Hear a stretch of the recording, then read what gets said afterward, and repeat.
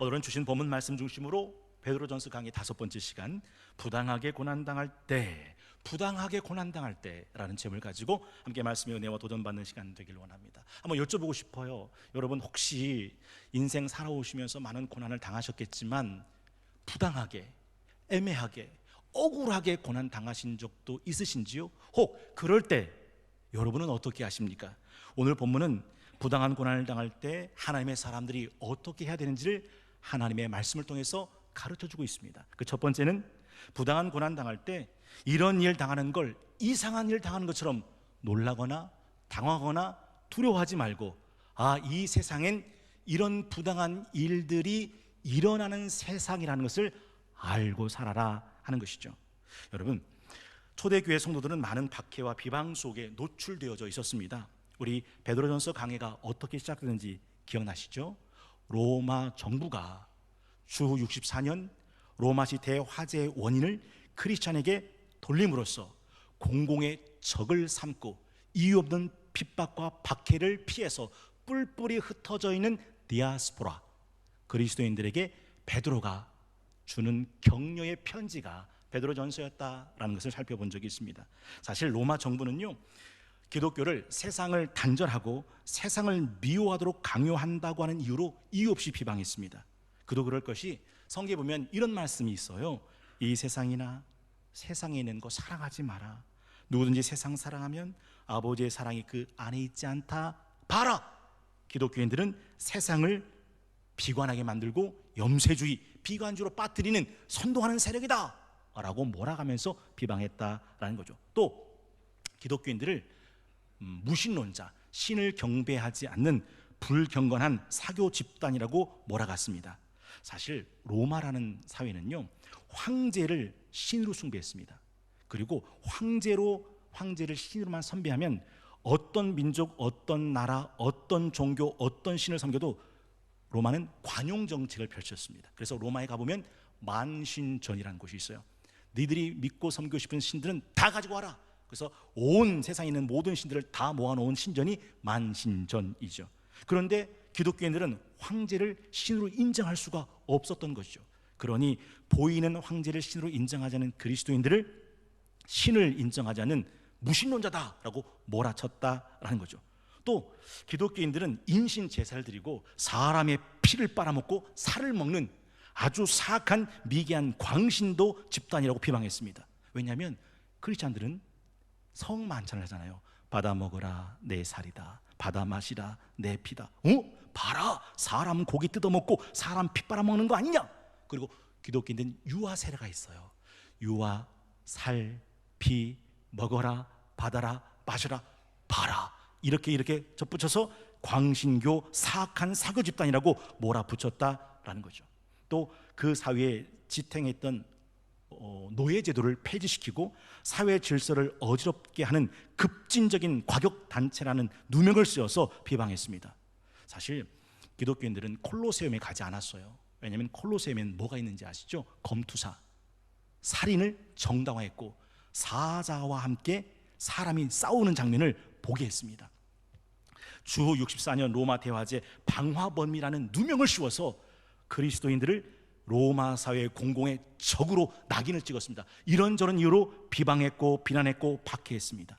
사실 베드로 후서 3장 7절에 보면 그런 말씀도 있어요. 이제 하늘과 땅은 그 동일한 말씀으로 불사르기 위하여 보호하신 바 되어 경건하지 아니한 사람들의 심판과 멸망의 날까지 보존해 두신 것이라. 불사르기 위하여 봐라.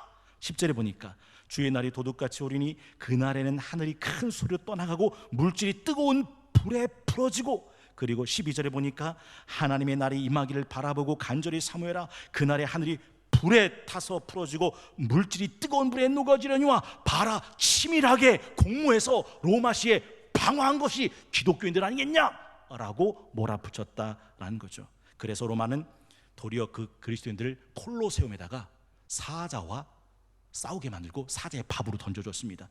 로마의 어두운 거리를 짚을 때 그 사람 몸에다가 산채로 기름을 바르고 불을 당겨서 막대기 위에 세워놓고 인신 등으로 삼았습니다. 황제를 숭배하자는 그리스도인들을 목을 쳤고 톱을 켰고 끓는 가마 속에 집어던져 삶아 죽였습니다. 마치 다니엘의 사자굴에 던졌던 것처럼, 마치 사드락 메삭 아벳느고를 풀무불에 집어 던졌던 것처럼 그렇게 박해하고 부당하게 애매하게 억울하게 고난을 당했다라는 것이죠. 여러분, 지금 칼빈 기독교 강요 제3권 6장 7장 주제를 기억하실 거예요. 그리스도인의 생활입니다. 저는 베드로전서와 칼빈 기독교 강요를 오늘 이렇게 딱 만나게 만든 적이 한 번도 없어요. 만약에 제가 그렇게 설교했고 칼빈 기독교 강요 165번을 그런 식으로 조율했다면 저는 천재입니다. 그런데 놀라운 것은 그 말씀과 오늘 말씀이 절묘하게 맞아떨어지죠. 그리스도인의 생활입니다. 무당한 고난을 당하는 이 세상을 오늘 성경은 그리스도인이라면 이렇게 지나가야 한다고 이야기하고 있습니다. 오늘 본문 11절은 이렇게 돼 있죠. 사랑하는 자들아, 고류민과 나그네 같은 너희를 권하노니 영혼을 거슬러 싸우는 육체의 정욕을 제하라. 칼빈 기독교 강요 제3권 7장 어제 말씀 육체의 정욕, 육체의 일에 대한 말씀을 기억하시면 소름이 돋을 거예요. 육체의 정욕을 제하라. 두 번째가 뭐라고 되어 있습니까? 너희가 이방인 중에서 행실을 선하게 가져 너희를 악행한다고 비방하는 자들로 하여금 너희 선한 일을 보고 오신 날에 하나님께 영광을 돌리게 하라. 악을 선으로 이기라 라고 말씀하고 있죠. 그리고 세 번째가 13절 인간의 모든 제도를 주를 위하여 순종하되 혹은 위에 있는 왕이나 혹은 그가 악행한 자를 징벌하고 선행한 자를 포상하기 위해 보낸 총독에게 하라. 위에 있는 권세, 위에 있는 권위자에게 순복하라 라고 되어 있어요. 여러분, 부당한 이 세상을 지날 때 하나님의 말씀은 분명합니다. 위에 있는 권세자들에게 순복하라.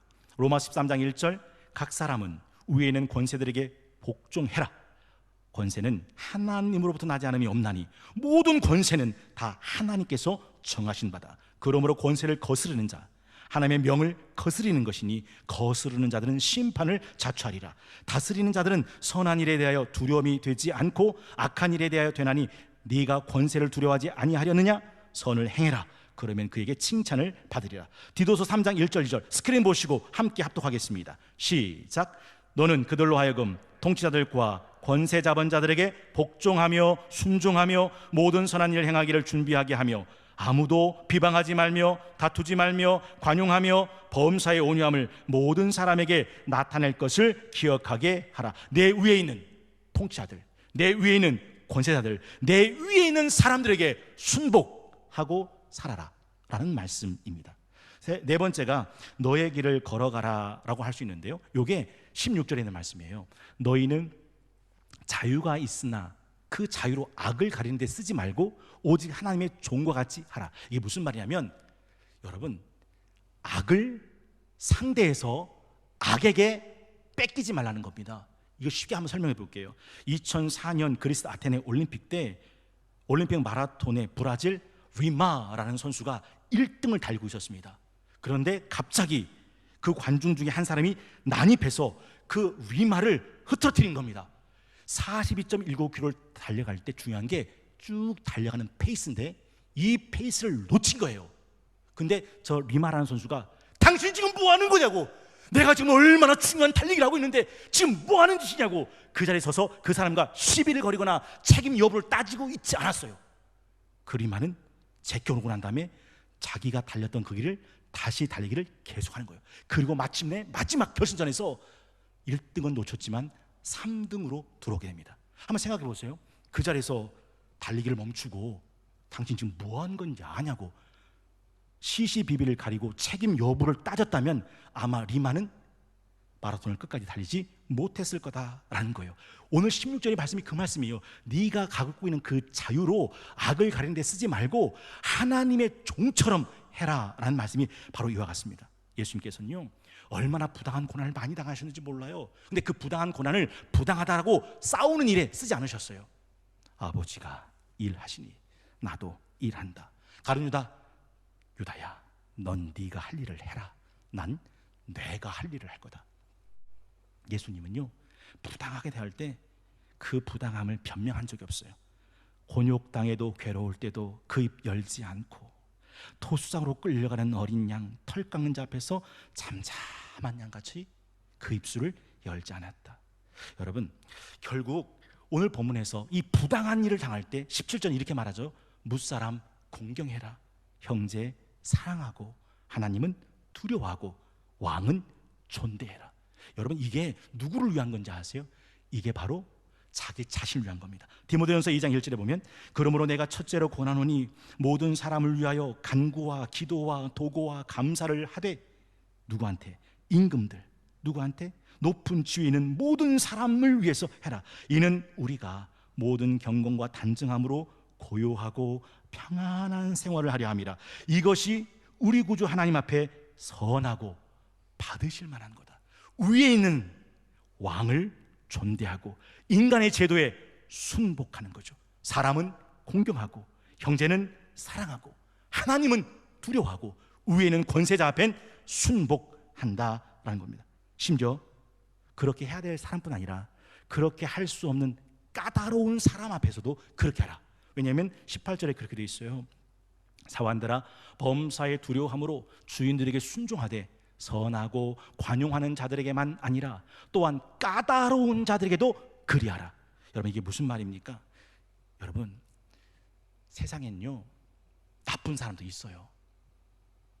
지구라고 하는 별에는요 푸르고 푸른 숲과 밀림도 있고 넓은 창공, 푸른 바다, 졸졸 흐르는 시냇물 있지만 그 지구라는 별 속에는 메마르고 척박하고 황량한 사막도 있고 광야도 있고 마른 골짜기 말라버린 계곡도 있어요.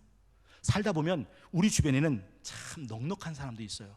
에티켓 있는 사람도 있고요, 여유 있고 유머 있고 인격이 교양이 수준이 되는 사람도 있어요. 근데 그 반대로 어떻게 저렇게 황당무계할까?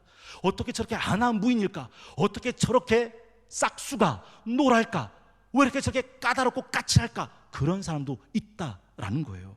문제는 그런 까다로운 사람을 만날 때 그 사람 때문에 상처받지 말고, 아니 그 사람 때문에 상처받더라도 그 사람 때문에 내 행복한 삶이 망가지지 않게 하고 도리어 그런 까다로운 사람 때문에 내 삶이 더 빛나는 삶이 되어져야 한다라는 거죠. 어느 직장인이 김창호 교수님에게 이런 상담을 했습니다. 교수님, 저는 직장인인데 저희 상사가 얼마나 꼰대인지 모릅니다. 부당한 명령을 시키고 너무너무 자기를 학대한다는 겁니다. 갑질한다는 겁니다. 어떻게 하면 좋겠냐는 거예요. 그때 김창호 교수님의 한 강의가 제 가슴에 울림이 됐어요. 김창호 교수님이 그러더라고요. 바다에 들어가서 전복 따는 해녀는요 상군, 중군, 하군, 똥군이 있대요. 똥군은 뭐냐면 바닷속에 들어가지 않고 이 바다 허리쯤에 되는 데서 그냥 보이는 것만 줍는 해녀, 이게 똥군. 그리고 한 4m 정도 들어가면 하군, 7m 들어가면 중군, 10m 이상 잠수해서 전복을 따면 이게 상군이라고 합니다. 여러분, 진짜 굵고 실한 전복은 어디에 있을까요? 깊은 바다 속에 있단 말이에요. 근데 그 깊은 바다 속에 있는 전복을 따 올리려면 깊은 바다 속으로 잠수해야 돼요. 근데 깊은 바다 속에 잠수하려면 세 가지를 잘해야 됩니다. 첫째, 그 깊은 만큼 숨을 오래 참아야 되고, 그 깊은 만큼 수압을 견뎌야 되고, 그 깊은 바다 속에 들어간 만큼 제때 올라와서 숨을 쉴 수 있는 숨 쉴 시간을 알아야 된다는 거예요. 이 지혜가 있어야 한다라는 것이죠. 깊은 곳에 가서 굵은 전복을 따는 거죠. 까다로운 사람, 거친 사람일수록 어쩌면 당신의 삶을 더 빛나게 만드는 전복을 딸 수 있는 기회다라는 말을 해준 강의였습니다. 여러분, 우리나라만 속담에 이런 속담이 있죠. 거친 파도가 노련한 사공을 만든다. 사실 거친 파도가 바다를 풍랑을 일어서 배를 파손시키고 전복시키기도 해요. 그러니까 어떤 배는 거친 파도 만나서 뒤집어지기도 하죠. 왜? 거친 파도를 만났으니까. 근데 어떤 사람은 그 거친 파도에서 노련한 사공의 기술을 배우기도 한다라는 겁니다. 여러분이 만약 선택한다면 파선하고 침몰하는 쪽을 선택하고 싶어요? 노련한 사공이 되는 쪽을 선택하고 싶어요? 깐깐하고 거친 사람을 통해서 배움과 성장을 만난다라는 것입니다. 여러분, 로마서 12장 14절에 보면 너희를 박해하는 자를 축복하라, 축복하고 저주하지 말라. 17절에 보니까 아무에게도 악을 악으로 갚지 말고 모든 사람 앞에서 선한 일을 도모하라. 할 수 있거든 너희로서는 모든 사람과 더불어 화목하라. 그리고 로마 12장 21절은 이렇게 끝납니다. 악에게 지지 말고 선으로 악을 이겨라. 까다로운 사람 그 사람 앞에서도 내 진가를 빛나게 하라 하는 거죠. 이렇게 산 사람이 누굴까요? 다윗이에요. 여러분, 사울 왕이 다윗을 죽이려고 10년을 떠나다 붙었습니다. 3천 군사를 갖고. 여러분 성경을 좀 아시면 알겠지만 다윗은 도리어 사울을 죽일 수 있는 기회를 만납니다. 그러니까 다윗이 일행이 뭐라 말합니까? 죽은요, 하나님이 주신 조례에 찬습니다. 두 번도 필요 없습니다. 한 번 찔리면 사울을 죽일 수 있습니다. 도리어 다윗은 사울을 지켜요. 아사라, 하나님이 기름 부어 세운 종에 손을 대는 것은 하나님이 기뻐하시지 않는다. 도리어 사울을 지켜줘요. 이걸 사울이 알죠. 사울이 이걸 알고 뭐라고 말합니까? 다윗아, 다윗아, 네가 나보다 의롭구나. 난 너를 학대했으나 넌 나를 선대하니 하나님이 네 선대를 보시고 이 나라를 너에게 주실 것이니 네가 이스라엘의 왕이 되리라. 이게 사울 왕이 다윗에게 한 말이에요.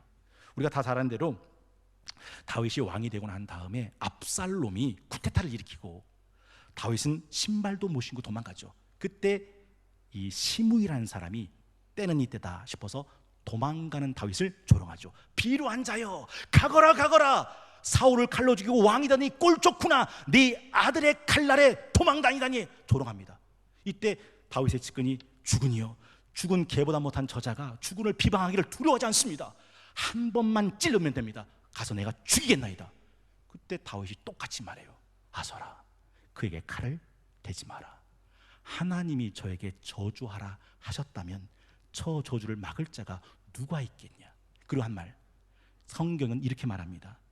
하나님께서 내 원통함을 감찰하시리니 오늘 그 저주 가닥에 내게 선으로 갚아주실지 어찌하겠냐.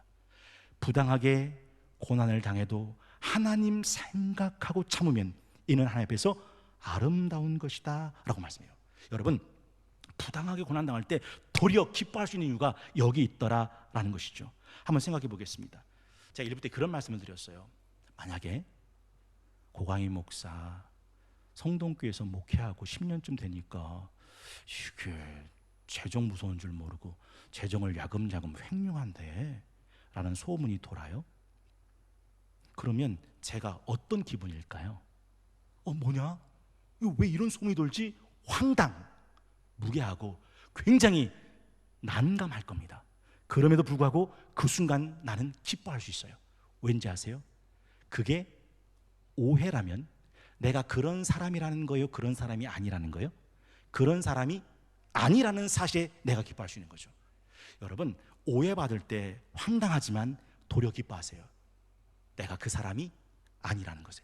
만약에 제가 돈을 횡령했다면 그런 소문이 아니야, 그럴 리가 없어, 그럴 리가 없어, 교인들이 저를 변호한다 하더라도 나는 그런 사람이니까 언젠간 반드시 망하겠죠. 아간처럼.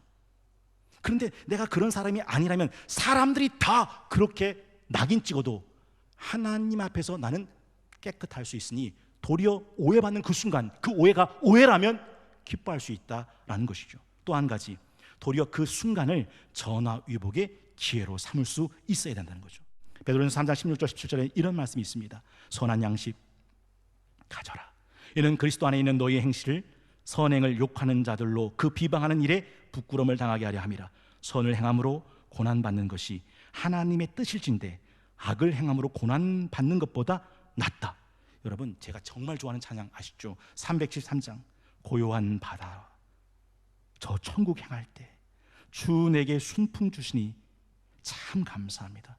여러분, 저는요, 여러분의 인생과 여러분의 가정 가운데, 여러분의 신앙생활 가운데 이렇게 하나님이 주신 순풍의 은혜가 함께 하실 수 있기를 축복합니다. 그러나 제가 진짜 이 찬양을 좋아하는 것은 2절 때문이에요. 큰 물결이 일어나 나 쉬지 못하나 이 풍랑으로 인해 난 더 빨리 갑니다. 애매한 고난, 무고한 고난 당할 때 그 순간이 더 빛나는 순간이 되죠. 그래서 4절은 이 세상 고락간 주 뜻을 본받고 내 몸 의지 없을 때 큰 믿음 주소서라고 노래합니다. 이제 마지막 세 번째, 부당한 고난 당할 때 그 부당한 고난을 당하시고 끝까지 승리하신 우리의 믿음의 주요 온전케 하신 예수님을 바라보고 그 길을 따라가라라는 거죠. 그게 오늘 본문 21절에서 24절까지 말씀이에요. 21절, 이를 위하여 너희가 부르심을 받았으니 그리스도도 너희를 위하여 고난을 받으사. 보세요, 그리스도의 고난 이야기를 가지고 와요. 너에게 본을 끼쳐 그 자취 따라오게 하려 하셨느니라. 그는 죄를 범하지 아니하시고 그 입에 거짓도 없으시며 욕을 당하시는데 맞대어 욕하지 않으시고 고난을 당하셨는데 위협하지 않으시고 오직 공의로 심판하신 이에게 부탁하시며 친히 나무에 달려 그 몸으로 우리 죄를 담당하셨으니 이는 우리로 죄에 대해 죽고 의에 대하여 살게 하려 하심이라. 그가 채찍에 맞음으로 너희는 나음을 얻었다라고 말씀하죠. 여러분, 예수님이 당하신 부당한 고난을 아세요? 빌라도가 법정에서 내린 결론이 뭐죠? 이 사람에겐 죄가 없노라. 우편의 강도가 한 말이 뭐죠? 너와 나는 이 심판을 받는 것이 합당하거니와 이분에겐 아무 죄가 없으시다. 오늘 보면 22절도 그는 죄를 범하지 아니하시고 그 입에 거짓이 없으셨다라고 말씀합니다. 그런데 부당하게 고난을 당하신 겁니다. 그때 보이신 예수님 반응이 뭡니까? 23절, 욕당했는데 맞대 욕하지 않고 고난당했는데 위협하지 않고 오직 공의로 심판하신 하나님께 부탁하셨다. 하나님의 최후의 심판에 모든 걸 맡겼다라는 것이죠. 예수님이 부당한 고난 당하실 때 보이셨던 이 반응의 열매가 있어요. 이것 때문에 우리는 구원을 얻었다는 거죠. 여러분, 24절에 그렇게 말씀하잖아요. 친히 나무에 달려 그 몸으로 우리 죄를 담당하셨으니 이는 우리로 죄에 대해 죽고 의에 대하여 살게 하려 하심이라. 그가 채찍에 맞음으로 너희는 나음을 얻었다. 이사야 53장, 그가 찔림은 우리의 허물을 인하며 그가 상함은 우리의 죄악을 인함이라. 그가 징계를 받음으로 평안을 누리고 그가 채찍에 맞음으로 우리는 나음을 입었다. 그분의 맞은 모든 것은 부당하게 맞은 거잖아요. 근데 그 부당한 고난이 저와 여러분을 살리고 고치고 구원하는 열매가 되었다라는 거죠. 여러분, 어떤 분이 그러더라고요. 목사님, 언제서부턴가 불평하고 불만하고 수군덕거리고 비난하고 험담하고 냉소하는 사람들을 보면, 그 말을 들으면 제가 구역질이 나기 시작했어요. 그곳에 더 이상 있을 수가 없어서 자기는 자리를 떨치고 일어난대요. 그 구역질 나고 역겹고 어지럽고 메스껍고 니글거려서 있을 수가 없다는 거예요. 여러분, 술 끊은 사람한테, 담배 끊은 사람한테 술 냄새가, 담배 냄새가 어떻게 느껴지는지 아시죠? 구역질 나요. 그 영혼이 영혼의 감독과 목자 되신 예수님에게 돌아왔다는 반증이 바로 그와 같다라는 거죠. 9월 4일 베드로전서 강의 5번째 시간, 부당하게 고난당할 때 말씀의 은혜를 함께 나눴습니다. 부당하게 고난당할 때 이상한 일 당하는 것처럼 놀라거나 무서워나 당황하지 말고 당연하게 받아들이는 것이죠. 아니요, 도리어 기뻐하는 겁니다. 두 번째, 부당하게 고난당할 때 내 인생을 결정하는 것은 부당한 일이 아니라 그 앞에 내가 보이는 반응이라는 것을 기억하고 도리어 그 빛나는 기회로 삼을 수 있어야 되죠. 아, 더 굵고 실한 전복을 딸 수 있는 기회구나 라고 생각하는 거죠. 마지막 세 번째, 부당하게 고난당할 때 우리에 앞서 부당한 고난을 당하신 예수님을 기억하고 그분을 따라가는 것이죠. 그리고 그 부당한 고난이 결국 구원의 씨앗이 되고 그 부당한 고난이 결국 예수 그리스도의 영광이 됐다는 것을 기억하는 것이다 라는 것입니다. 여러분, 한번 생각해 보시겠어요? 나는 지금 내 언행심사가 영혼의 목자 되신 예수 그리스도 앞에서 깨끗해지고 털을 깎여진 순결한 그리스도의 생활로 살아가고 있는지, 아니면 덕지 털을 끌어안고 언행심사가 부패하고 타락하고 썩고 냄새가 나고 있음에도 아직 그런지도 모르고 살아가고 있는지, 만약 그리스도의 생활에 좀 더 깊은 은혜를 나누기를 원하신다면 어제 나눴던 칼빈 기독교 강요 시리즈 163번째 시간을 들어보세요. 칼빈은 이 부분에 대해서 누구보다 멋있게 그걸 풀어줍니다.